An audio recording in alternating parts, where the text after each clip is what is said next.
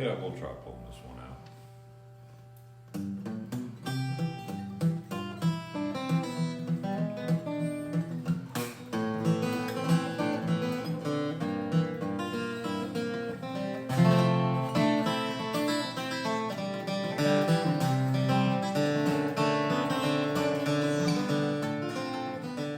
Now, Charlie, your dad and your brother, you say they, His brother. his brother, that's right, I'm Yeah. sorry. Your dad and his brother started the Chevrolet garage in 1923, you say? That's correct. That's when they put that building up at 109 South Poplar. Uh-huh. And they were partners for about 5 years. And my dad's brother got a blood disorder and passed away. And so they were just partners for about 5 years. Well, after that, my dad ran the business by himself, and things went along fairly good until the Depression came, and all the banks here in Pana went broke, the 2 banks, and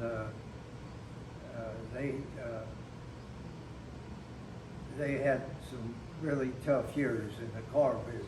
Everybody did, and he was involved in starting the next bank that came in, which was the First National Bank, and he was on one of the group that started that. They went down to St. Louis to a big bank in St. Louis, and they helped them get organized and sent Mr. Jim Clark out to run the bank. And so that's how things kind of went along. And then, of course, and in the early 40s, why the war came along, and General Motors quit making cars, and the dealers did not have any new cars to sell for about 3 years, and so that wasn't all that great for the car business either. But they were able to buy parts and do a lot of service work and keep the cars running that they had their customers, so they sold to their customers. And then after the war, my brother, who was 8 years older than I am, was a pilot, a dive bomber pilot off an aircraft carrier in the war. And he came home after the war and went in business with my dad. And he came home with a Navy Cross and several air medals. He was a decorated pilot, and so they were in business for a good many years there. And then in 1954, I got out of the Army, and after 2 years in the Army during the Korean War, and I came home and went to work on July the 5th, 1954. And within 10 days, all the crops died in the field. And that was the worst drought that I have ever seen. And the temperature at that time got up as high as 115 degrees. And within about 2 days, all the crops died in the field. And I've never seen that happen again. But it made the car business pretty tough at that time. And I thought I was never going to sell a new car, and maybe I wasn't cut out for the car business. And I told my wife, well, I guess I can go back in the Army if I can't sell cars. And so that was pretty tough times for not only the car dealers, but everybody else in business in town and the farmers in the country. and I've never, ever seen that happen again. But Fortunately, Pena had the greenhouses and the coal mines to help. a little that's bit, right. but We had still, greenhouses, the coal mines, and the oil refinery, and we had some good industries in Pena. yeah. And the bakeries and the creameries, creameries, and Pena was a good going town. Yeah. At that- Hopefully, at that we'll time. get that back again. We're trying. That's right. Yeah. And, Do you- but that was probably the toughest time that I saw in the car business. But then in 1979, my brother was wanting to retire. He was 8 years older, and I agreed to. We worked out a deal, and I agreed to buy his share out. I had two sons coming up that wanted to get in the car business, and so we worked that out. And then after we had the deal all worked out, the feds, at that time we had high inflation, and the feds raised the discount rate, and again, car business went down the tube. In 1980 and 81, we sold about half of the number of cars we've been selling. Yeah. And so that was, wasn't a good time to start out again in the car business. That was the 12% interest rate when you went. Well, to it buy got up something 17%, 12, wow. 17%. Crazy. Yeah, And there again, people quit buying cars. sure. And So you've been through Downs Motors has been through the Depression, the 40s during the war where they didn't even manufacture cars for 3 years. In 54, a drought where the farmers lost all of their crops and couldn't afford to buy anything. And then in 1980, when the interest rates went crazy. And you survived all that well, with good customer service. Or that kept things going for Sure us. does. That's right, Sure taking does. care of our customers. integrity is everything Yeah. when it comes to business. And you guys have it. Well, tell me, your brother was Walter, right? Yeah, Walter Yeah. M, yes. And my dad was Walter E, and my brother's name was Walter M. Okay. Now, I know your sons, Brad kind of took over the sales side and Jim kind of took over the service side. That's right. Yeah, yeah. Well, anything else you want to talk about, Charlie? Now's the time, or come back. We'll do it anytime you want to talk some more. Oh, I think that's pretty well covers Didn't you guys, wasn't a country club somewhere else and it got moved to where it is now? Was you guys involved in that? not involved in it. My dad, I think, was a member when I was out at east of town at Warrens Grove. And I think it was around 1927, 28 that the country club was moved to where it is now.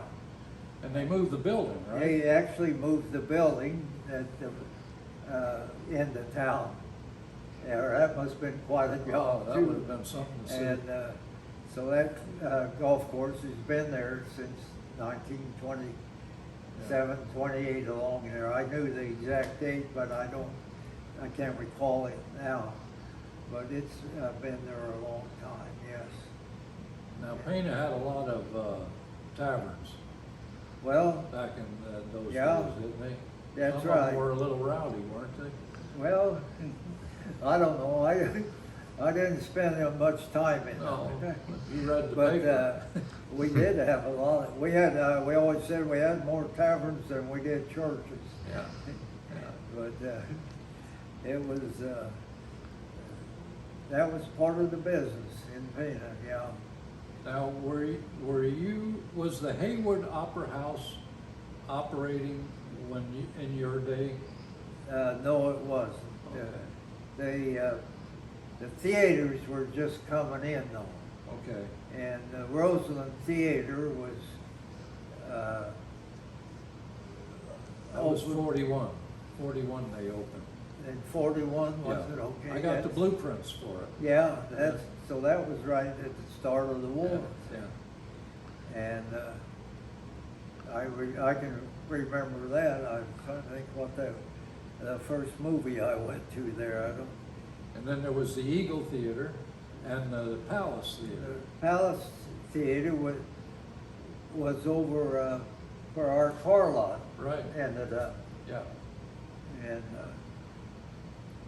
I Now- remember going to that back in the 30s when I was a little guy. I've acquired a book from 1880, and it's talking about the Haywards, Colonel Hayward from Pana. And he started the Hayward Opera House and Francis Hotel. That's right. And the book said that in 1880, he was the largest landowner in the United States. Is that right? He had over 85,000 acres. Yeah, I never knew that. Yeah, nobody knew it, but it's documented in the book that we just acquired. Well, there were Haywards, the house I live in, 700 East 3rd Street, Yeah, lived in that house. And their daughter married Warren Penwell, who was owned the Penwell mine here in Pana. right. And she grew up in that house. When Warren Penwell died, my uncle, who married one of his daughters, gave me a picture of the house that I live in. It had a board sidewalk and a hitching post and a mounting block out in front of it. And so that's where the Haywards lived here in Pana. I didn't know Now, that. there may have been, that may not have been the man that owned all that ground, I don't know. Yeah. But they're the ones that did run the Opera House here. That's the one. And owned and did live there. When I moved there, there was a big block of stone with the word Hayward on it. Oh. And I would set my trash cans on that stone in the back by the little garage or barn that was in the back of my house at that time. And since my cousin Shelbyville had married the daughter of Warren Penwell and his wife, who was a Hayward, she wanted that stone. And I told her she could have it. It was 5 feet long and about that big a square, about that high. And when I tried to scoop under it and pick it up and get it into a vehicle I could take it over to Shelbyville for, why it just disintegrated. Oh, boy. But it was there in back of my house when I moved in there. So You know, Kathy Borders, she's Kathy Hanners now. Yeah. Her father was John Borders, and Yeah. they lived in the Penwell Mansion. the paddock. Paddock. No, the Penwell, because she brought me in the museum a shoebox, and it had all the love letters that Warren Penwell wrote to his wife while they were dating. Is that right? Yeah, and I had them up here at the museum for years. Yeah. And then Kathy come back and got them, and she gave them to the Penwell family. So, yeah. Well, I remember when John Borders lived next door to me, Okay. and Bob Paddock had lived in there, Paddock Lumber Company. Yeah. Yeah. He lived in that house previous to John Okay. Borders, and we were neighbors for several years. And then Stump's funeral home was a Paddock mansion That too. could have wasn't been, it? that Yeah. could have been, Yeah. yeah. All right. A lot of interesting stuff, Yeah. for sure, yeah. Well, so you started, or your family kind of got the First National Bank started in Pana, huh? He was one of the men. That was, I have a phone book from 1929, Okay. May of 1929. And in the back of the phone book, Schuyler Bank is bragging about all the assets they have. And then just in November, it crashed. The Yeah. banks all closed. And it took, there was no banks in Pana That's right. at all until you guys got that Till open. they, And that was the FDIC, the Federal Deposit Insurance Company, was the reason why they were able to do banking again. well, that's who they went to down in St. Louis. They were Yeah. one of the big banks down there. Yeah, And, I believe that was called the Taft-Siegel Act or something like that. Yeah, I when they forget did that. now. But, yeah, so history right here, But- folks. There's history. I can't imagine how difficult it must have been doing business back then without a bank in town. There was an insurance man. You know who that was? Was it Frankenfeld, Frankenfeld. Albert Frankenfeld. Yes. Didn't he help a lot of people, or didn't he buy out the bank notes and? Well, I don't know. I know I Joe- know he did, or I've had several people tell me at one time or another that he loaned them money, so Yeah. he was making some loans back then at that time.